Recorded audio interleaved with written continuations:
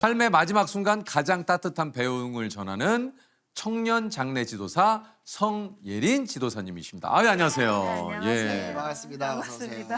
소개를 좀 부탁드리겠습니다. 네, 저는 부산 영락공원에서 일하고 있는 장례지도 성예린입니다. 반갑습니다. 아, 네. 부산에 있는 유일한 화장장이라고 해요. 네. 이곳에서 이제 마지막 그 길을 떠나시는 분들이 하루에 몇 분 정도 계십니까? 하루에 한 70명 정도 된다고 보시면 되세요. 꽤. 네. 꽤 많으시네요. 구체적으로 좀 그 어떤 일을 하시는 건지 좀 여쭤봐도 되겠습니까? 일단은 처음에 상담부터 해서 1일장 상담하고 2일에 입간 도와드리고 3일에 화장하는 거를 이제 가족분하고 안내를 하고 고인분을 모시는 모든적인 장례 일을 다 한다고 보시면 되세요. 그러면 이 일을 하신 지 얼마나 되셨습니까? 지금 한 8년 정도 됐어요. 꽤 되셨네요. 네. 업계 베테랑이신데요, 지금? 야. 거의 그러면 20살 넘어서 바로 시작하신 거네요? 네, 20살 초반부터 장례 시작해서 지금 8년 정도 됐습니다. 그렇군요. 이게 21살이면 굉장히 좀 젊은 나이거든요. 그렇죠. 네. 근데 어떻게 이 일을 해야겠다라고 생각을 하신 건지. 제가 고등학교 1학년 때 이제 학부모 참관 수업을 하잖아요. 그럼 이제 부모님이 이렇게 오시잖아요. 그러면 참관 수업 다 끝나고 어머님이 이제 차를 타고 내려오면서 어느 프로그램에서 봤는데 요즘 장례 메이크업을 하는 그런 프로를 봤다. 근데 제가 처음에는 이제 장례라는 게 사실 제 나이 때는 그렇게 생소한 단어였어요. 그렇죠. 네, 근데 이제 그 단어에 꽂힌 거예요. 네, 그래서 지금 없는데 야후 코리아나 그쵸? 뭐 네이버나 구글 이런 데다가 친 거예요. 네. 그래서 거의 한 일주일을 그거를 맨날 검색을 했어요. 참. 네, 너무 궁금한데 그래서 딱 그러고 난 뒤에 고등학교 6학년 때 점심 식사를 하고 이제 교실을 올라가고 있는데 옆에 그 대학교 팜플렛이 이렇게 있더라고요. 근데 거기서 장례행정복지과라는 단어를 딱 본 거예요. 그래서 바로 뽑았죠. 그거를. 네. 그래서 이게 뭐지 하면서. 네. 야. 그래서 바로 뽑아서 그 팜플렛을 보면 지금은 아닌데 교수님 성함이랑 연락처가 적혀 있었어요. 그래서 그걸 보고 그날 야자를 끝내고 바로 저녁에 전화를 했죠. 교수님한테. 네. 전화를 해서 첫 마디가 저 어느 고등학교 2학년 성예린입니다. 장례 궁금해 가르쳐 주세요라고 얘기를 한 거예요. 예. 교수님 당황해가지고 에? 이러시다가 교수님 다 늦은 저녁에 고등학교 학생 또 여학생이 전화를 갑자기 지금 뭐 업무 시간도 아닌데 다 늦은 시간에 쉬고 계셨을 텐데. 놀라셨겠지만 또 한편으로는 또 반가우셨어요. 그렇죠. 이과에 이렇게 네. 관심을 갖고 있는 그렇죠. 학생에게 네. 전화가 왔으니까. 그러니까 그래서 교수님도 놀라신 것 같아요. 네. 고등학교 학생인데 이과에 대해서 이렇게. 아니 이제 장례 지도사가 되고 싶다고 했을 때 가족들 반응은 좀 어땠습니까? 부모님이라든가. 부모님이 엄청 많이 반대하셨어요. 반대도 많이 하고 뭐 울기도 하고 거의 한 1년 가까이를 좀 네. 부모님께서 반대하신 이유는 뭐예요? 이제 어머니가 제일 반대가 크셨는데 네. 서로 여성의 입장으로 바라봤을 때 사실 그 일이 쉬운 일은 아니니까 뭐 제가 만약에 결혼을 하게 되면 반대쪽 있는 집안 쪽에서도 보실 때 그걸로 이제 저한테 상처 주는 말을 할 수도 있고 시선이 좀 안 좋을 수도 있고 그리고 어린 나이에 이 일을 한다는 게 사실 쉬운 건 아니잖아요. 그래서 부모님 면으로는 걱정을 좀 많이 하셔가지고 그러니까 다른 것보다 이제 그 당시에 이제 어머니께서는 특히 이제 주변에서 보는 그렇죠. 시선, 혹시나 내 딸이 이 상처받을까 직업을 봐. 이걸 어떻게 보겠냐. 그때는 장례주사라는 그 단어 자체가 좀 되게 낯설었거든요. 보통 장의사, 뭐 염쟁이 요런 단어가 많았었던 시절이었어가지고 그걸 왜 하냐고. 내가 니한테 얘기한 내 잘못이라고. 내가 잘못했다고 니한테 그런 얘기를 하지 말았었는데 아니 어쨌든 장례 지도사로서 치렀던 첫 장례식 혹시 좀 기억이 나시는지요?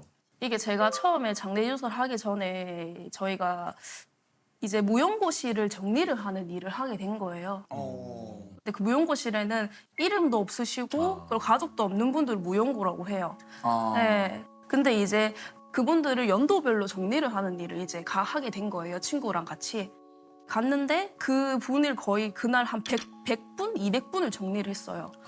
그 계신 시신에. 네. 네. 근데 대학교에서 자격증을 따기 실습할 때 마네킹으로 진행을 하는데 처음 고인분 그날 만난 거예요. 그러다 보니까 이제 딱 이렇게 만졌는데 장갑 손끝이 아릴 정도로 차가운 거예요. 너무. 그래서 굉장히 딱 느꼈던 거는 아 무겁고 차갑고 서늘하구나. 이 느낌을 좀 많이 받았었거든요. 참. 예. 다 하고 오니까 몸이 축 처지더라고요. 그래가지고 아 그 좀 이상하네 이러고 집을 갔어요. 근데 몸이 너무 추운 거예요 그날. 예, 유독 그래서 몸이 추워서 근데 그날이 또 여름이었거든요. 그래서 이게 좀 몸이 좀 이상한데 이러고 있다가 저는 기억이 안 난다. 이것도 어머니 아버님이 얘기해 주셨는데 몸이 그날 너무 추워서 네가 덜덜 떨더라. 그래서 여름인데 속미도를 뺐다. 근데 네가 덮어줬는데 그것도 춥다면서 말더라. 근데 네가 갑자기 일어나가지고 냉장고 벌컥 열는데 소주 한 잔 마시고 네가 자더라. 이러는 거예요. 그래서 제가 아예 그럴 리가 없지. 내가 뭐 한다고 그렇게 쓰는데 그렇게 했대요. 제가. 그럼 본인에게는 기억이 없고. 저는 아무 기억이 없어요. 그냥 기억이 아무것도 삭제가 됐는데 그냥 전 자고 일어나가지고 깨우나 이것뿐이었는데 부모님이 그렇게 얘기해 주신 걸 들어가지고 그날은 조금 힘들어가지고 그랬겠구나. 가끔 있어요.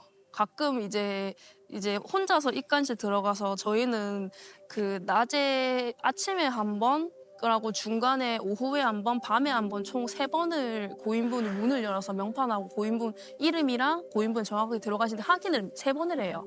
하루에. 근데 야간에는 혼자 있는 상황에서 명판을 이렇게 열다 보면 나도 모르게 가끔 이렇게 등이 서늘할 때가 가끔 있어요. 안 들린 소리 들리고 갑자기 저쪽에서 불이 깜빡깜빡거릴 때도 있고 또 갑자기 아무것도 없는데 이쪽 소리가 날 때도 있고 그래서 그럴 때 가끔 좀 놀랄 때도 있어요. 아니 이제 그간 수많은 또 장례를 치르셨겠지만 좀 기억에 남는 잊혀지지 않는 그런 장례식이 좀 있다면 어떤 게 좀 있을까요? 제가 아기를 엄청 좋아해요. 네, 근데 지금도 생각이 나는 게 이제 그때 아기가 이제 초등학생 한 8살 이랬던 것 같은데 이제 병원에서 계속 오래 투병을 하다 보니까 학교도 제대로 못 다녔어요. 근데 8살 때 이제 임종을 한 거예요. 그래서 부모님들이 상주로 이제 접수를 하셔서 오셨어요. 근데 저희도 수의도 유아용 수의가 따로 있어요. 간도 아기간이라고 이렇게 조그만 간이 따로 있어요. 네. 딱 어깨 넓이 좀 되거든요, 성인의. 그래서 그걸 다 주문을 했는데 들어왔는데 누워서 너무 작은 거예요. 작고 이제 제대로 못 챙겨 먹다 보니까 살도 많이 그렇게 쪄 보이지도 않고. 근데 보고 있는데 마음이 좀 그렇더라고요. 저는 장례주사는 고인분이나 유족 앞에서 눈물을 흘리면 안 되는 사람이라고 생각하기 때문에 엄청 참았는데 결국 울었어요. 그 아이의 유년 시절만 겪고 이제 생을 떠난 거잖아요. 그게 너무 안타까운 거예요. 초등학생 때 학교 생활도 못하고 친구들과 뭐 노는 것도 제대로 못했을 게 보이고 그 아이가 커가면서 할 수 있는 게 너무 무궁무진하게 많은데 그걸 못하고 어린 나이에 돌아가셔가지고 고인이 된 게 너무 안타까운 거예요. 그리고 애기들은 제사를 사실 할 게 없어요. 애기들한테는 술도 사실 못 올리기 때문에 어머니 아버님이 음료수 조그만 거, 뽀로로 음료수나 과자 같은 거 대신 올리세요. 그거 올려놓고 그걸로 이제 잔을 채워주시거든요. 부모는 자식을 먼저 보내면 가슴을 묶는다는 말이 있잖아요. 제일 크게 들리는 건 울음소리밖에 없죠. 그래서 저희는 창간실이 되게 그 유리벽 하나로 창간실이 있는데 그쪽을 이제 이렇게 하고 눈물이 나더라고요. 제가 미안하더라고요. 네. 그 아이에게도 그렇고. 네. 이게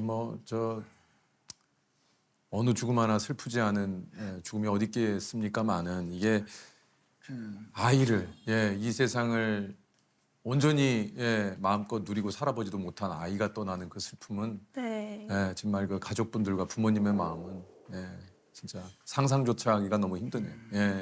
이제 이 직업 아까 얘기하셨지만 이제 8년 차. 이게 사실 이 직업에 대한 편견에 대해서 조금 얘기를 드렸습니다만 평소 생활을 하실 때도 간혹 이런 일 때문에 좀 속상하실 때가 좀 있다 그래요. 네, 왜냐하면 이제 저희는 사실 고인분이 저희한테는 굉장히 저희도 사실 손대기 힘든 그런 네. 소중한 분들이신데 그런 분들을 이제 만진다는 그 인식이 있는 것 같아요. 그러다 보니까 이렇게 손을 좀 스치거나 이러면 사실 머뭇거리는 분을 한두 번 봤어요. 아, 그럼 이제 표는 안 내는데 속으로 좀 속상한 거죠. 네. 이게 일을 하다 보면 많은 분들을 저희가 만나게 되고 그래요. 많은 분들하고 이제 얘기를 나누게 되는데 그 소수의 분들 때문에 저희가 상처받는 일이 좀 많아요. 그렇죠. 어떤 상처를 좀 받는 일이 있습니까? 일단은 이게 일을 하다 보면 남자분하고 여자분의 차별점이 조금 아? 있는 게 네. 이제 예전에 그런 말 있잖아요. 여자는 제사상에 숟가락 올리면 안 되고 그리고 제사상에 손 대면 안 된다. 그리고 여자는 제사할 때 뒤로 물러나서 절도 못 한다는 말이 있잖아요. 그게 언제적 얘긴데. 근데 야, 제가 이제 장례를 하러 갔는데 이제 입간을 다 끝내고 제사를 이제 보러 갔어요. 입간 끝나고 하는 제사가 성복제라는 제사예요. 네. 근데 그 제사를 이제 보러 들어갔는데 이제 들어가면 신발이 앞에까지 이렇게 나와 있는 거예요. 그래요. 그래서 딱 보고 느꼈죠. 아, 이분들은 가족분이 많구나. 음. 근데 줄도 안 세웠는데 줄을 다 서 계시는 거예요. 앞에 아들부터 손자까지. 그래서 제가 그런 걸 안 물어보는데 혹시 집안에 장례를 하시는 전통적으로 뭐 올리시는 방법이나 가가래가 있으시냐 이렇게 물어봤더니 그런 거 없다. 지도사님이 도와주시면 된다라고 얘기하시더라고요. 그래서 저는 했는데 이게 숟가락을 건들려고 하니까 약간 째려보시고 그리고 술잔 올려가니까 제가 따르겠습니다 하고 따르시니까 제가 할 게 없는 거예요. 뭔가를 하려고 하니까 터치를 못하게 하시는 거예요. 하. 그래서 제가 그러면 이거를 장례 쪽에 하는 제사를 안 보고 충무만 읊어드리고 나가겠다. 그래서 충문을 읊으려고 하니까 저만 원래 충문을 읊을 때는 이제 바라보는 영정사진 앞에서 모든 사람이 무릎을 꿇어야 돼요. 지도사도. 왜냐하면 고인분한테 대하는 그렇죠. 그 예의니까. 예의니까. 근데 저만 무릎 꿇고 다 서 계시는 거예요. 뭐야? 그날 처음 울었어요. 그렇지. 아니 네. 아니 이게 지금 그분들에게 도움을 드리러 간 건데. 그러니까 말이에요. 아니 이런 아직도 이런 분들이 계십니까? 그러니까 아직은 이게- 세상이 지금 바뀐 지가 언젠데 아직도 예. 그리고 내 가족의 마지막 그 길을 그렇죠. 가장 잘 보내줄 수 있게 도와주시는 분한테. 이렇게 생각해 주시고 너무 고마운데 아니신 분들이 간혹가다 계시더라고요. 여자가 장례유서를 하면 뭐 신내림을 받아야지 장례유서를 한다. 뭐 이런 얘기도 했었고 예전에 제가 제일 듣기 싫어하는 호칭이 아가씨, 도우미 이런 걸 저한테 부른 적이 많으세요. 그렇게 얘기하지 마시라. 저는 장례유서다. 그리고 선생님은 장례를 도와주려고 올라온 직원이다. 그래서 설명을 아차 죄송하다고. 네, 저는 그런 줄 몰랐다고.